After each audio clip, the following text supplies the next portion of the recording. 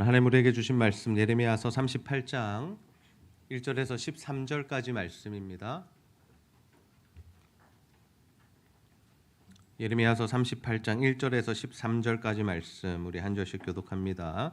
마따네 아들 스바랴와 바술의 아들 그다랴와 셀레마의 아들 유갈과 말기야의 아들 바술이 예레미야가 모든 백성에게 이르는 말을 들은즉 이르기를 여호와께서 이와 같이 말씀하시되 이 성에 머무는 자는 칼과 기근과 전염병에 죽으리라.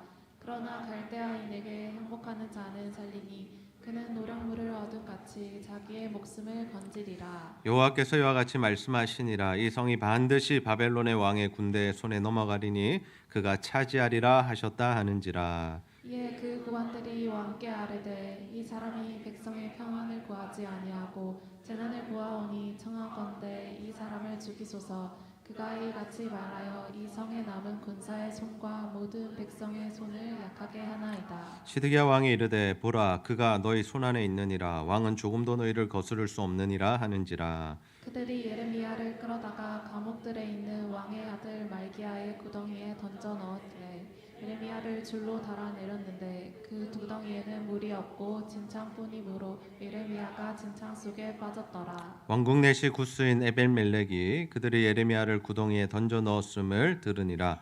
그때 왕이 베냐민 문에 앉았더니 에베멜렉이 왕궁에서 나와 왕께 아뢰어 이르되 내 주 왕이여 저 사람들이 선지자 예레미야에게 행한 모든 일은 악하니이다. 성중에 떡이 떨어졌거늘 그들이 그를 구덩이에 던져 넣었으니 그가 거기에서 굶어 죽으리이다 하니 왕이 구스 사람 에베멜렉에게 명령하여 이르되 너는 여기서 30명을 데리고 가서 선지자 예레미야가 죽기 전에 그를 구덩이에서 끌어내라. 에베멜렉이 사람들을 데리고 왕궁 곳간 및 방에 들어가서 거기에서 헝겊과 낡은 옷을 가져다가 그것을 구덩이에 있는 예레미야에게 밧줄로 내리며 구스인 에베멜렉이 예레미야에게 이르되 당신은 이 헝겊과 낡은 옷을 당신의 겨드랑이에 대고 줄을 그 아래에 대시오. 예레미야가 그대로 하매 함께 읽습니다. 그들이 줄로 예레미야를 구덩이에서 끌어낸지라. 예레미야가 시대 뜰에 머무니라. 아멘. 우리는 사랑하는 사람을 위해서 모든 것을 내어줍니다. 사랑하는 사람이 보고 싶으면요, 밤늦게라도 달려가서 그 사람의 얼굴을 잠시라도 보게 되죠. 데이트하는 청년들은요, 먼 거리에 있지만 그 먼 거리에 있는 사람을 데려다 주기도 하고 데리고 오기도 하죠. 생일이나 기념일 이럴 때에는 자신의 재정을 해서 그 사람을 향한 선물을 또 편지를 구입해서 써서 주는 경우도 있습니다. 왜냐하면 사랑하는 사람과 함께하는 그 시간이 행복하고 그 사람에게는 무언가를 주어도 아깝지 않기 때문이죠. 우리 자녀 세대들을 바라보면서 아마 어르신들이 또 부모 세대들이 할아버지 할머니들이 그러지 않을까 싶습니다. 이 아이들을 바라보면 내가 뭐 해줄까라는 생각이 들고 또 더운 여름이면 아이스크림이라도 하나 사주고 싶다라는 마음이 그 사랑하는 마음 때문에 그러한 생각들이 들게 된다라는 거죠. 그런 면에서 우리는 얼마나 예수 그리스도를 사랑하고 있는가라는 것을 이 시간 한번 생각해 보기를 원합니다. 우리가 예수님을 사랑한다, 또 우리가 하나님 나라를 위한 삶을 산다라고 생각했을 때 정말 우리가 그 사람들을 위해서 예수 그리스도를 위해서 무엇을 드릴 수 있을까? 나는 무엇을 드리고 있는가라는 것을 한번 돌아볼 수 있어야 한다라는 거죠. 예수님을 사랑했던 사람들은요, 무언가 자신이 가진 것들을 예수님께 드렸던 것을 볼 수 있습니다. 우리가 복음서에서 어떤 여인이 등장해요? 예수님의 머리에 또 발에 향유를 부었던 여인이 등장합니다. 이 여인에게 있어서 향유는 가장 귀한 것이었고 모든 것이라 해도 과언이 아니죠. 그런데 그 향유를 왜 부을 수 있었죠? 예수님의 그 사랑과 은혜를 입었기 때문에, 하나님 나라에 대한 그 가치를 알았기 때문에 그 향유를 부을 수 있었던 것이죠. 제자들도 마찬가지였습니다. 예수님께서 나를 따르라 하셨을 때 자신이 가진 것들, 자신이 쌓아온 것들, 자신이 누리고 있는 것들이 아까웠더라면 따라가지 못했을 겁니다. 근데 그들은 어떻게 합니까? 자신의 집과 자신의 아버지와 배와 그물을 버려두고 주님을 따랐다라고 해요. 또 세간에 앉아있던 세리도 어떻게 해요? 그 직을 내려놓고 주님을 따라갔다라는 거죠. 이처럼 주님을 사랑한다라는 것은요, 우리에게 있는 모든 것을 내어드려도 아깝지 않은 그 마음을 바로 주님을 사랑한다라는 마음을 우리가 표현할 수 있는 것입니다. 그래서 우리는 어떻게 주님을 사랑하고 있는가, 우리는 예수님께 무언가를 드리고 있는가를 오늘 이 말씀을 통해서 다시 한번 돌아보기를 원하는데요. 이 예레미야가 감옥에 있다 풀려났습니다. 이 당시의 감옥이라는 것은 지금의 시대의 감옥보다 더 안 좋았던 것 같아요. 물론 우리가 이 시대에도 감옥에 갇히면 굉장히 힘듭니다. 어렵습니다. 뭐 감옥에 에어컨이 있거나 뭐 이렇게 좋은 시설이 있지 않습니다. 더우면 더운 대로, 또 추우면 추운 대로, 또 갇혀 있는 시간이 훨씬 더 많고 자유로운 그 모습들이 다 빼앗기는 것이 감옥 생활이죠. 그런데 이 당시의 감옥은 어떤 형태였을까요? 뭐 여러 가지 형태가 있었지만 예레미야가 이 감옥에 갔다라고 할 때 그가 처했던 상황은 무엇이었냐면 그냥 구덩이 있잖아요. 구덩이에 예레미야를 빠뜨리는 겁니다. 그러면 구덩이에서 올라오지도 못하고 구덩이에 먹을 것도 없고 마실 물도 없는 거죠. 그러면 그 안에 있으면 어떻게 될까요? 그냥 굶어서 죽게 되는 겁니다. 예레미야는 감옥에 있다 나왔습니다. 하나님의 은혜로 극적으로 풀려났습니다. 그런데 그는 또 어떤 이야기들을 사람들 앞에서 하고 있냐면 하나님이 주신 말씀을 그들에게 전하고 있어요. 예레미야서 38장 2절에서 3절 말씀 우리 함께 한번 읽어보도록 하겠습니다. 시작.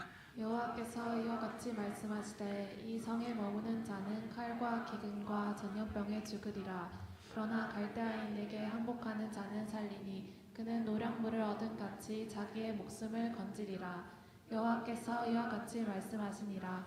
이 성이 반드시 바벨론의 왕의 군대의 손에 넘을 가리니 그가 차지하리라 하셨다 하는지라. 아멘. 지금 예레미야가 전하는 말씀이 희망의 메시지입니까? 좀 어두운 메시지입니까? 좀 어둡죠. 어떤 이야기들을 하고 있어요? 예루살렘 성에 머무는 자들 칼과 기근과 전염병에 다 죽을 거야라는 이야기입니다. 그럼 목숨이라도 건지려면 어떻게 하라는 거예요? 도망 나오라는 겁니다. 그냥 그대로 있으라는 겁니다. 싸우고 대적하지 말고 가만히 있으면 항복하면 너희들 살 수 있다라는 이야기를 하고 있는 거죠. 더 나아가서 예루살렘 성은 바벨론 왕의 군대의 손에 넘어간다라는 말을 했다라는 겁니다. 예레미야가 이 이야기를 했던 이유가 무엇일까요? 하나님께서 그에게 말씀을 주셨기 때문이에요. 비록 감옥에 갇혔다가 나왔지만 이제 그 말하면 내가 또 어려움을 당할 것은 알지만 그러나 하나님이 주신 말씀이기 때문에 어떻게 하는 거예요? 그 말씀을 또 전하는 겁니다. 또 전하는 거죠. 그러자 힘 있는 가문의 아들들이 어떻게 해요? 왕에게 찾아가서 이렇게 이야기합니다. 왕이요, 저 예레미야 죽입시다 라고 이야기를 합니다. 그 사람들에게는 힘이 있었습니다. 왕의 친족들이었을 수도 있고요, 왕의 가문이었을 수도 있고요, 어쨌든 자신들이 가진 힘으로 왕에게 어떤 의견을 제시했을 때 왕이 그 의견을 무시할 수 없을 정도의 힘을 가졌던 사람입니다. 그래서 왕이 뭐라고 대답하는 줄 아세요? 시드기야 왕이 너희들이 그렇게 이야기하는 것을 내가 거절할 수 없구나. 그래, 너희 손에 내가 예레미야를 넘겨줄게 하고 그 예레미야를 그냥 넘겨줘 버렸다라는 거예요. 그래서 예레미야가 어떻게 돼요? 감옥에 이 구덩이에 다시 한번 떨어지게 됩니다. 그러면 이들이 왜 이 예레미야를 죽이고 싶었을까? 두 가지 이유가 있습니다. 첫 번째 이유가 뭐냐면 예레미야가 전하는 메시지가 듣기 싫었던 것이에요. 평안의 메시지가 듣고 싶은데 예레미야는 지금 자꾸 어떤 이야기를 해요? 재앙을 이야기하는 거예요. 너희가 망할 거야, 죽을 거야, 끌려가야 돼 라는 이야기를 하니까 듣기가 싫은 겁니다. 두 번째, 예레미야의 이 말 때문에 백성들의 마음이 흔들리는 거예요. 군사들의 마음이 흔들리는 거예요. 왜? 우리가 이길 거야 라는 메시지를 들으면 사람들이 어떻게 돼요? 이기지 못할지라도 희망을 가지고 야, 우리 힘을 합쳐서 한번 싸워보자 라는 이야기를 할 텐데 너희 질 거야, 죽을 거야, 그냥 끌려가 라는 이야기가 계속 선포되니까, 그러니까 이 사람들이 계속 듣기 싫었는데 어떻게 한 거예요? 자신들의 힘을 가지고 예레미야를 이제 제거해 버리는 거죠. 여러분, 세상의 원리가 이렇게 돌아갑니다. 자신이 가진 힘으로 자신이 듣기 싫어하는 그 말을 하는 사람들을 충분히 제거할 수 있는 것이 이 세상의 원리고 논리다라는 거죠. 이처럼 사람들은요, 하나님의 말씀을 듣고도 그 말씀이 자신의 마음에 합하지 않으면, 자신의 뜻과 다를 때는 어떻게 하는 거예요? 그 말씀을 무시하고 그 말씀을 제거하는 일을 하더라라는 겁니다. 단순히 우리가 이 하나님의 말씀을 대할 때에 어떠한 태도를 대하고 있는가 정말 한번 돌아봐야 하죠. 하나님의 말씀이 떨어집니다. 매일 아침마다 우리가 묵상하고 새벽기도 드리고 수요일마다 주일마다 하나님의 말씀이 우리에게 들려지는데 이 말씀을 들을 때 우리가 그 하나님의 말씀을 어떻게 듣고 있느냐라는 거죠. 정말 하나님의 음성으로 듣고 그 말씀 앞에서 내 마음이 찔리며 내 양심이 찔리며 회개하고 나아가고 있는지, 아니면 듣기 싫은 대로 오늘은 이 말씀은 나에게 좀 합하지 않아, 오늘 이 말씀은 내게 은혜가 되지 않아, 이 말씀은 다른 사람이나 들어야 되는 말씀이지 나에게 주시는 말씀은 아니야 라며 우리가 그 하나님의 말씀을 죽이고 있지는 않는지, 무시하고 있지는 않는지. 유다가 망하는 이유가 바로 여기에 있었던 겁니다. 어떤 이유요? 하나님께서 주시는 자신들이 꼭 들어야 하는 필요한 말씀은 듣지 않더라라는 거죠. 그리고 자신들은 뭘 원하는 거요? 자신들이 원하는 말씀을 듣기 원하는 겁니다. 이긴다는 말씀, 승리한다는 말씀, 바벨론을 쳐서 무찌른다는 말씀이 듣고 싶은 거죠. 여러분, 우리는 어떤 말씀에 귀를 기울이고 있습니까? 정말 우리에게 필요한 말씀, 때로는 그 말씀이 나의 이 생각과 다르고 내 마음에 좀 거슬리기도 하고, 또는 정말 내 마음에 아프게 하기도 하고 내 상처를 들추어내는 그런 말씀이라 할지라도 그 하나님께서 우리에게 주시는 필요한 말씀을 듣고 계십니까? 아니면 여전히 내가 원하는 말씀, 내가 하고 싶은 대로, 내가 원하는 대로 하나님께서 움직여 주시기를 원하는 그러한 마음으로 하나님의 말씀을 듣고 계십니까? 저는 우리가 듣고 싶은 말씀을 하나님께 내어놓으라고 하는 태도가 아니라 하나님께서 우리에게 주시는 그 필요한 말씀, 우리를 살리는 말씀을 듣는 자들이 다 되시기를 주님의 이름으로 축복합니다. 힘 있는 가문의 사람들 제안하자 어쩔 수 없이 넘겨줬어요. 감옥에 빠지게 됩니다. 그 감옥은 어떤 곳이었어요? 진흙만 가득한 곳이었다고요. 예레미야가 다시 한번 어려움을 당하게 된 겁니다. 이제 죽을 위기에 처한 겁니다. 인생이 끝나는 것처럼 보입니다. 근데 그때에 하나님께서 누구를 보내시느냐? 도움의 손길을 보내신다. 하나님은 예레미야를 살리셔서 계속해서 하나님이 예레미야를 쓰셔야 되기 때문에 하나님께서 도움의 손길을 보내세요. 그 도움의 손길이 누구냐면 왕궁 내시 구스 사람 에벤멜렉이라는 사람입니다. 우리가 이 사람의 이름이 좀 어색할 겁니다. 생소할 겁니다. 왜요? 우리가 잘 들어보지 못했던 사람이거든요. 근데 그 사람의 출신을 보면요, 참 특이해요. 외국인이에요.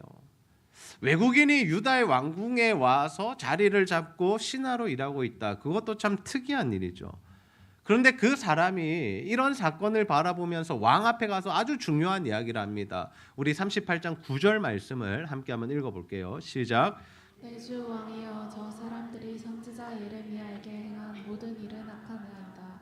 성중에 떡이 떨어졌거늘 그들이 그를 구덩이에 던져 넣었으니 그가 거기에서 굶어 죽으리이다 하니. 아멘.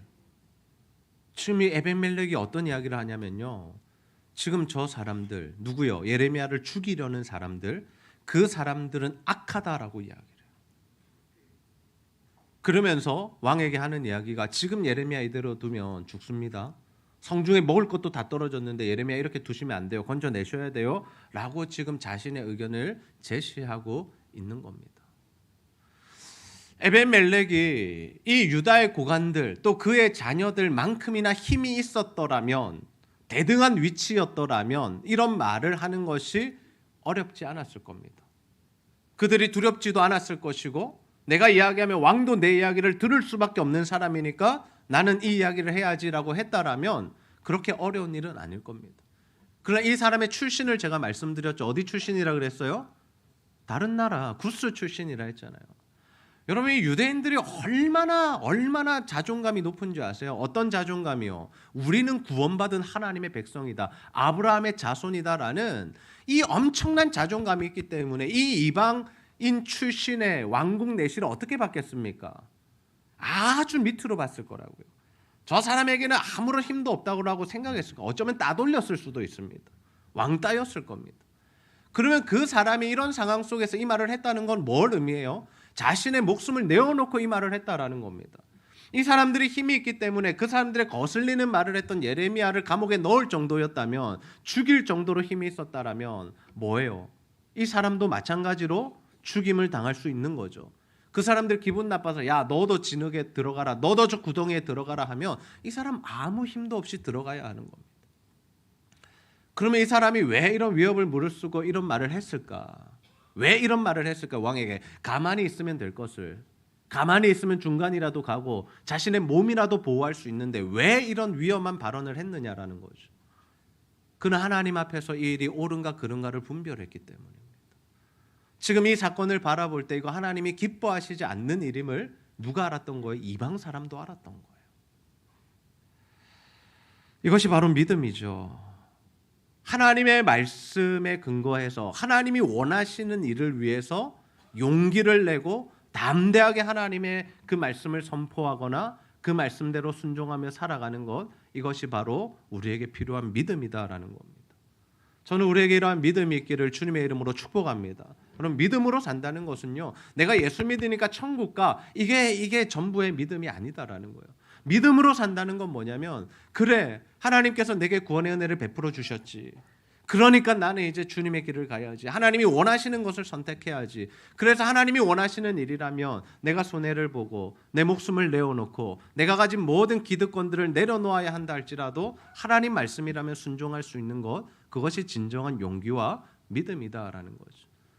그래서 저는 우리 성도들이, 또 예수를 믿는 자들이, 특별히 우리 다음 세대들, 우리 아이들이 사회 전반적인 계층에 또 전반적인 영역에 들어가서 하나님의 일들을 감당하게 되기를 소원합니다.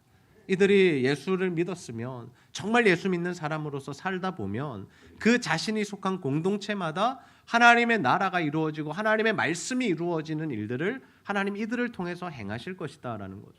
그래서 교사도 나와야 되고요, 정치하는 사람도 나와야 되고요, 뭐 사업가도 나와야 되고요, 모든 영역에서 하나님의 살아계심을 나타낼 수 있어야 한다라는 거죠.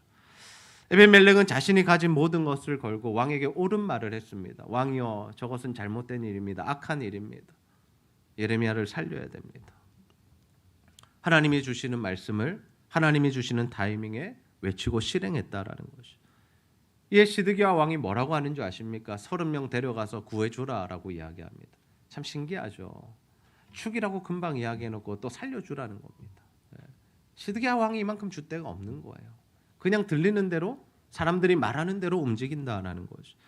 그래서 에벤멜렉의 지혜를 씁니다. 낡은 옷가지와 또 이렇게 헝겊들을 연결해서 밧줄을 만들어서 예레미야를 거기서 건져주죠. 이로 인해서 하나님의 사람이 살아나게 됩니다. 여러분, 우리는 과연 하나님의 일을 행하며 살아가고 있습니까? 하나님이 주신 말씀, 하나님이 원하시는 타이밍에 선포하고 실행하며 순종하는 삶을 살아가고 있습니까? 저는 이 하나님이 우리에게 주시는 말씀을 하나님의 때에 하나님이 원하시는 그 장소에서 그 대상에게 하나님의 말씀을 전할 수도 있고, 그 말씀을 우리가 실행해야 하는 일이라면 실행할 수 있는 믿음이 있기를 주님의 이름으로 축복합니다. 이 말씀 단순히 다른 사람 도와주라는 그 정도의 의미가 아닙니다. 어려움에 처했으니까 도와줘, 힘든 사람이 있으니까 네가 좀 손을 내밀어줘, 그런 의미가 아니다라는 거예요. 물론 우리의 눈에 볼 땐 그렇게 볼 수 있어요. 아, 저 사람이 참 다른 사람 잘 돕는구나, 저 사람을 참 보호해 주는구나 라고 생각할 수 있어요. 그러나 그 이상의, 그 너머의 가치가 있다라는 거죠. 하나님의 말씀, 하나님의 뜻을 이루기 위해서는 뭘 걸어야 하냐면요, 자신의 것을, 모든 것을 걸어야 하는 거. 때로는 그것이 내가 쌓아온 모든 것들이라 할지라도, 뭐 사람들로 받는 그 인정이라 할지라도, 내가 가진 어떤 권위라 할지라도 하나님이 원하시는 일 앞에서는 그것들까지 다 내어놓을 수 있어야 한다라는 거예요. 이 에벤멜렉과 정말 비슷한 사람이 신약의 말씀에 등장해요. 누가냐면요, 그 사람이 바로 예수님의 장례를 치르는 아리마대 요셉입니다. 성경이 그 사람을 이렇게 표현해요. 마가복음 15장 43절 말씀 보시면, 아리마대 사람 요셉이 와서 당돌이 빌라도에게 들어가 예수의 시체를 달라 하니 이 사람은 존경받는 공회원이요 하나님의 나라를 기다리는 자라. 이 사람의 두 가지 정체성이 있어요. 첫 번째는 뭐냐면 존경받는 공회원이래요. 이 공회원이 누굽니까? 이 사람들이 예수님 죽이기로 결정한 사람들 아닙니까? 그만큼 유대 종교 지도자의 위치에 있었던 사람이 바로 이 아리마대 요셉이었다라는 거예요. 다른 출신이 아니라는 겁니다. 예수님 죽이기로 결의한 사람들, 십자가에 못 박도록 내어준 사람들과 함께 있었던 한 그룹을 형성했던 사람이었다라는 거예요.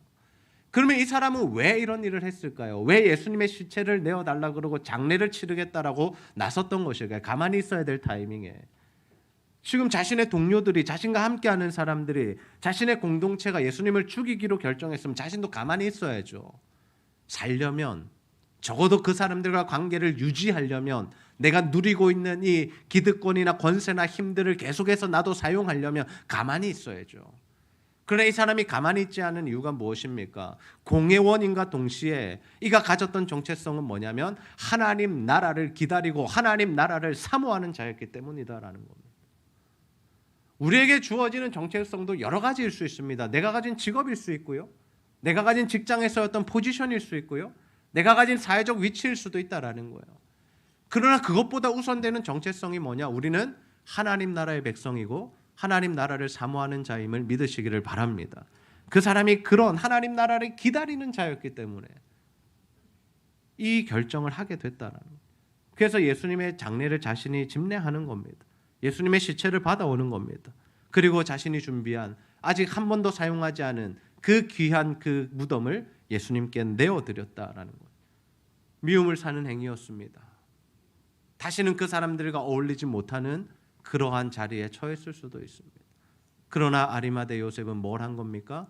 이것이 하나님 앞에 옳은 길이니, 이것이 나를 위해 십자가 지신 예수 그리스도 그 십자가에 동참하는 일이기 때문에 그 길을 선택했고 그 길을 걸어갔고 담대하게 용기 있게 빌라도 앞에 서서 예수님 십체 내어달라고 그렇게 실행할 수 있었던 거죠. 저는 우리 모두가 이러한 길을 걸어가기를 소원합니다. 여러분, 하나님 나라 복음을 위해서는요, 우리의 모든 것을 내려놓을 수도 있고 내어놓을 수도 있어야 하는 거예요. 단순히 자존심만 내려놓는 게 아닙니다. 나의 가진 것들을 다 내어놓을 수도 있어야 한다는. 우리가 토요일마다 전도하며 우리가 한 가정, 한 사람, 누군가에게 복음 전하기 위해서 때로는 자존심도 내려놓아야 하지만 내 생각과 내 가치관도 내려놓아야 하지만 어디까지 가야 되냐면 나의 모든 것까지도 내어주는 자리까지 가야 한다라는 거예요. 그러할 때 하나님의 일하심들이, 하나님의 역사들이 일어나게 된다라는 거죠. 에벤멜렉이 이렇게 하나님의 나라를 위한 일을 할 때 정말 하나님께서 어떤 은혜를 베풀어 주십니까? 예레미야 39장 17절에서 18절 함께 한번 읽어보겠습니다. 시작. 여호와의 말씀이니라. 내가 그날에 너를 구원하리니 내가 그를 두려워하는 사람들의 손에 넘겨지지 아니하리라. 내가 반드시 너를 구원할 것인즉 내가 칼에 죽지 아니하고 내가 노량물같이 내 목숨을 얻을 것이니 이는 내가 나를 믿었음이라. 여호와의 말씀이니라 하시더라. 아멘. 유다의 멸망이 임하는 날, 하나님의 때에 586년경에 예루살렘이 멸망을 당하고 예루살렘이 함락을 당하는데, 그때 하나님께서 이 에벤멜렉, 하나님의 길을 선택하고 정말 하나님 나라를 위해서 자신의 모든 것을 내어놓았던 사람에게 주시는 그 은혜와 보상이 뭐냐? 내가 너를 구원하리라. 내가 너를 구원하리라. 내가 너를 구원하리라. 여러분, 이 말씀의 성취를 보는 우리 제자들교회 성도님들 다 되시기를 주님의 이름으로 축복합니다. 하나님의 말씀대로 살아갈 때 정말 하나님 기뻐하시는 일에 나의 모든 것을 내어놓고 나의 전심과 진심으로 하나님의 일을 감당할 때 하나님이 우리에게 주시는 복은 이것입니다. 내가 너를 구원하리라. 여러분이 구원이면 되는 거잖아요.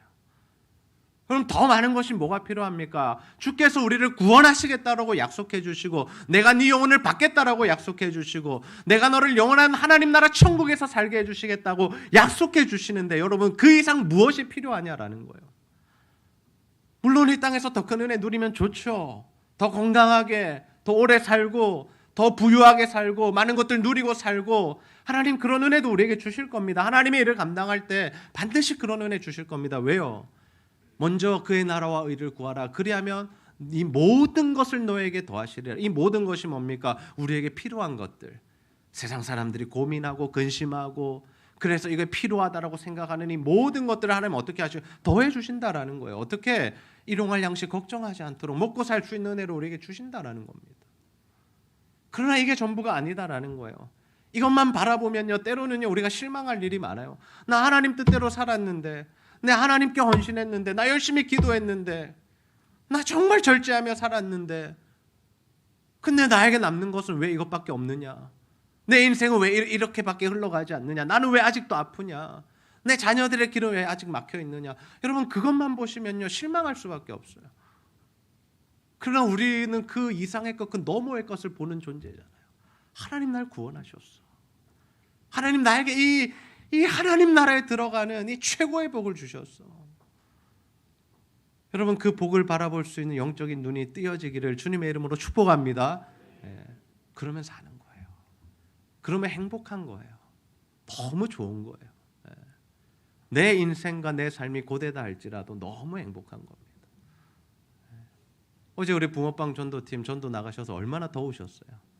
한 장로님께서 말을 할 수 있는 힘이 없어가지고 설교 영상을 보여주셨다고 간증을 하시던데, 저도 저희 아내가 가는 코스를 처음 따라가 봤습니다. 다른 성도님들 가시는 코스 다 따라가 봤는데 아내가 가는 코스는 처음 따라가 봤어요. 처음에는 좀 괜찮더라고요. 장전역 인근을 하니까 가깝기도 하고 좋았는데 갑자기 한 집에 신방을 가야 된다고 하면서 저기 현대아파트까지 올라가는데 심장이 너무 뛰는 거예요. 야, 이러다가 나 쓰러지겠다. 너무 힘든 것 같다. 매주 거기를 다녔더라고요. 근데 할머니가 아무리 띵동을 해도 문을 열어주지 않는 거예요. 안 계신가, 안 계신가 하고 이제 갔다가 이제 안 계신 것 같아서 결국 이제 엘리베이터 타고 내려가다가 준비해간 그 밀감을, 하우스 밀감을 좀 샀었거든요. 드리려고 전도하다가. 그래서 그것을 걸어놓고 나오자. 그리고 딱 하려고 다시 엘리베이터 또 올라갔는데 그 집에 문이 열렸다 닫히는 거예요. 그래서 다시 들어갑니다. 들어가서 30분, 40분 또 우리 할머니의 인생을 듣고 눈물을 보고, 그러면서 마지막에 하시는 말씀이 뭐냐면 내가 딸이 없는데 이런 딸을 만나게 해주셔서 너무 좋다고, 그러면서 저를 사이라고 이렇게 또 부르시더라고요. 그래서 졸지에 장모님이 두 분이 되셨는데 사이가 되고, 그 안아주시는데 이게 진심인 거 있잖아요. 그냥 아이고 반갑다 이 정도가 아니라 꼭 안아주시는데 이게 얼굴을 제 얼굴에 대고 이렇게 안아주시는 거예요. 그래서 참 그것만으로 그냥 행복한 거예요. 뭐 더웠다, 힘들다, 이 아파트 올라오기 힘들었다 이런 게 한순간에 사라지고, 그 할머니가 그렇게 안아주시고, 물론 시원한 물도 주셔서 오찬물도 주시고 비피더스도 주시고, 그래서 시원하게 먹고 제가 갈증을 해소했는데, 하나님이 주시는 은혜가 그거잖아요. 우리의 인생이 그렇게 힘들다 할지라도, 때로는 고난이라 할지라도, 땀 흘리는 수고로움이라 할지라도 하나님이 주시는 그 은혜의 순간이 있을 때 우리가 정말 그 모든 어려움과 아픔과 그 고통들이 해소가 되고 하나님 안에서 이 행복과 자유를 누릴 수 있는 것, 그것이 바로 우리 기독교 신앙의 특징이 아닌가 싶습니다.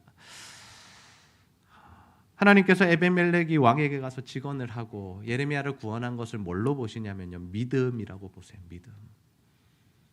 유다의 고관들은 믿음이 없어서 어떻게 했어요? 예레미야를 죽이는 선택을 했어요. 근데 이방 사람에게 믿음이 있었다니까요. 여러분, 이방 사람에게 믿음이 있었다니까요. 뭐가 중요한 거예요? 우리가 예수 얼마나 믿었느냐, 그 연수를 자랑하지 않으셨으면 좋겠어요. 나의 직분이 무엇인가 말씀하시지 않아도 돼요. 내가 이전에 어떻게 했는가, 왕년에 어떻게 신앙생활했는가, 그건 이제 좀 덮어두십시오. 이제 우리가 해야 할 일은 뭐냐? 믿음으로 하루하루를 살아가는 일입니다. 하나님이 원하시는 일에 나의 모든 것을 쏟아놓는 것이 믿음으로 사는 일이다라는 거죠. 여러분, 진심으로 사시길 원하고 전심으로 사셨으면 좋겠어요. 우리 교회는 뭐에 진심인 것 같으세요? 뭐에 진심인 것 같으세요? 전도와 선교의 진심입니다. 다음 세대를 살려가는 일에 진심입니다. 전심으로 우리가 이 사역을 감당하고 있습니다. 왜요? 하나님이 기뻐하시는 일이고 하나님이 원하시는 일이니까. 나의 일부를 떼어드리는 것이 아니에요. 내 남는 힘으로 사역하는 것이 아닙니다. 전심을 쏟는 겁니다. 진심으로 사역하는 겁니다. 왜? 하나님이 기뻐하시는 일이니까. 열매는 언제 어떻게 나타날지 모르겠습니다. 저도 제 때에도 못 볼 수도 있을 것 같아요. 물론 저는 지금 열매를 보는 복을 누리고 있지만 더 큰 하나님의 은혜와 복들이 우리 가운데 부어지게 될 텐데 그걸 제 눈으로 보지 못하더라도 괜찮습니다. 왜요? 하나님의 약속이 있으니까. 하나님의 약속이 있으니까. 오늘 이 말씀을 듣는 가운데 하나님께서 우리에게 주시는 감동이 있을 겁니다. 우리에게 누군가를 살리라는 말씀을 하실 수도 있고요, 어떤 한 사람을 적극적으로 도와주라는 말씀을 하실 수도 있고요, 보호해주라는 말씀을 하실 수도 있어요. 그게 무엇이든지 여러분 진심으로 하시고 전심으로 하십시오. 밥 한 끼를 사주시더라도요, 여러분 전심으로 진심으로 교제하십시오. 그 사람의 이야기를 들어주고 그 사람을 위해서 기도해 주십시오. 물질을 흘려보내는 일도 전심으로 하셨으면 좋겠어요. 마음을 담아서 하셨으면 좋겠어요. 신방을 가는 것도 마찬가지고요. 전도하고 선교하는 일도 마찬가지고요. 우리의 인생이 정말 진심이었으면 좋겠습니다. 누구를 향해서요? 하나님을 향해서, 복음을 위해서. 우리가 이 하나님의 말씀을 따라갈 때 하나님의 나라가 세워지고 하나님이 일하심들이 우리 가운데 나타나게 될 줄로 믿습니다. 저는 우리가 그런 삶을 사셔서 정말 하루하루 하나님의 살아계심을 좀 바라보시고 경험하시고 또 우리에게 주시는 그 복을 약속 받으시고 그래서 하나님 나라에 대한 그 소망을 가지고 이 땅에서 좀 힘들고 어렵더라도 좀 지치고 고되더라도 하나님 주시는 마음으로 행복하게 감사하게 하나님 일들을 감당하며 살아가는 저와 여러분 다 되시기를 주님의 이름으로 축복합니다. 우리 시간